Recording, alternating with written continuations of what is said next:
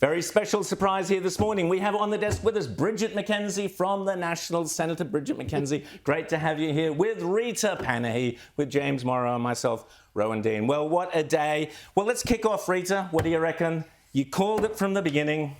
Well, we called it on this program when the polls were at 70% yes. We said, no, once the Australian people see this isn't just about a little bit of harmless symbolism, this is about changing the Constitution in a very impactful way, they said no. And the no is resounding. Every single state, no. Northern Territory, no. In fact, the only place that voted yes is the ACT. Canberra. Well, let me ask you about that, Bridget. I mean, does this not tell us our federation is broken? We have the people who run every single bureaucracy living in Canberra. So they're the people who voted completely the opposite to the Australian people. Explain. Well, I can't explain. It's why my political party, the Nationals, want to get public servants out of Canberra, out into the regions and our suburbs where the impact of their decision is really most often felt. So I thought it was a tremendous result on behalf of the Australian people yesterday. And congratulations, let's say it here once and for all, the Nationals led the way. You guys went out there when the three of us on this desk, we were saying, where is the political party that's going to break through this logjam? You guys did it. Congratulations, Bridget. Really, really, James. Well, and an awful lot of people say that it was that moment that Jacinda Price gave that press conference in the courtyard of Parliament House. I was there for that. And that was the moment, I think, when it really started to hit home that the referendum was going to start losing oxygen, losing altitude very, very quickly.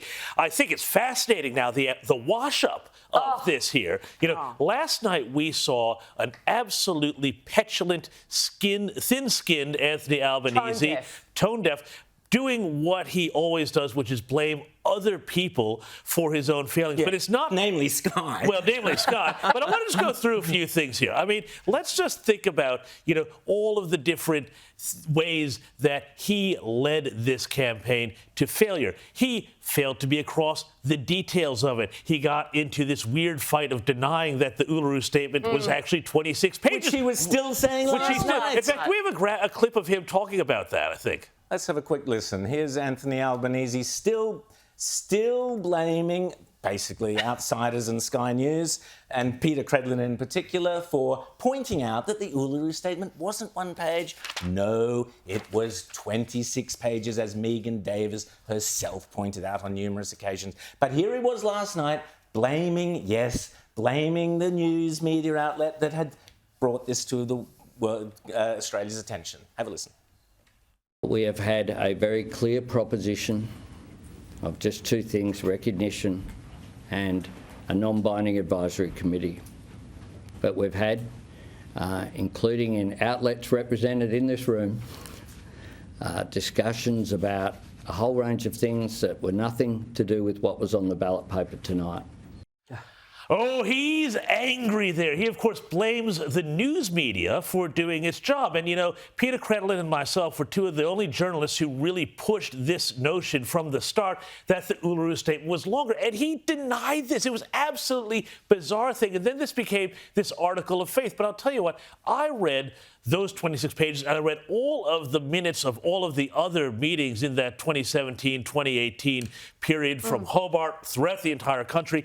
And what was in there was really concerning, because the thing that Albanese did through this whole thing was he pretended that this was not a big thing, just a modest request, but then you dive into it, and it was very big. And from the very start, when he announced this, voice, treaty, truth-telling, whatever that means, and we know what sort of Orwellianism that means, he said this is this much bigger agenda, and Australians weren't going to fall for it, because there's no way that this thing could have no accountability and no power and yet make all the changes. So how's it going to do it? Well, that gap there, that is where 60% of the Australian people said, look, we want great outcomes for Aboriginal Australians, but we do not want to be a country that looks at us differently because of where we come from or how long we've been there.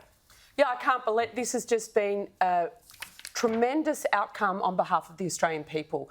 Australians have voted to stay united rather than accept the division put forward by this arrogant Prime Minister. And I'm just so thankful that Australians in suburbs across Australia, in the regions, got it right. In fact, the only people that were voting yes, Canberrans, and those, you know, very privileged, highly educated Australians well, let's in talk wealthy about suburbs. that, Rita. Well, yeah, this is the divide, where, and this is something I really do hope that the coalition take a lesson from, that their base, their future is no longer in those teal seats, those inner city affluent seats. They're gone, just like they've gone in the UK, the US. The affluent are voting left, but the middle classes, the aspiring classes, those who are wanting a better future for their kids, they're the ones who've been deserted by traditional leftist parties. There was a fascinating debate last night on Sky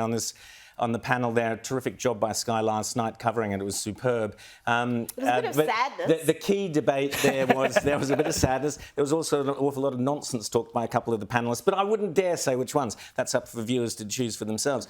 But there was a good debate about the question of what this means for the Albanese government.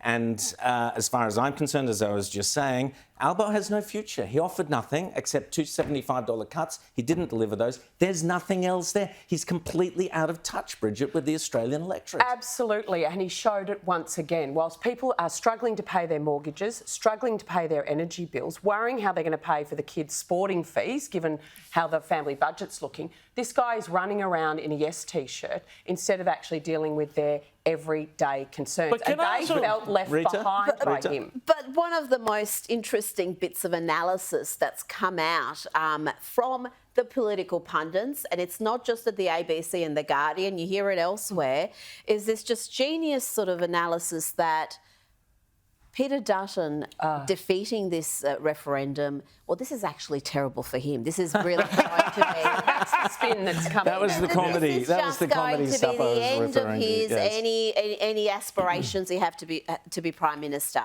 What's your response to the political pundits who are pushing this quite strongly? Well, you have to completely reject it. I mean, at every step of the way, Peter Dutton, as leader of the Liberal Party and obviously the coalition, we came out with our position as the Nats.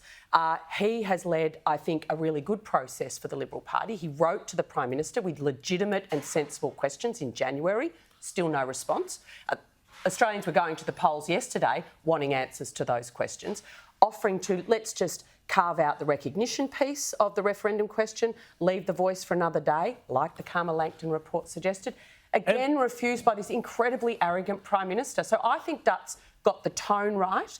And even last night, doubling down on our efforts to address closing the gap for our vulnerable Indigenous Australians, tick. That's what everyone wants. I love the fact, sorry, just quickly, James, I love the fact that his speech last night was a great political speech as well. It unified. And it unified and he said, here's the way forward.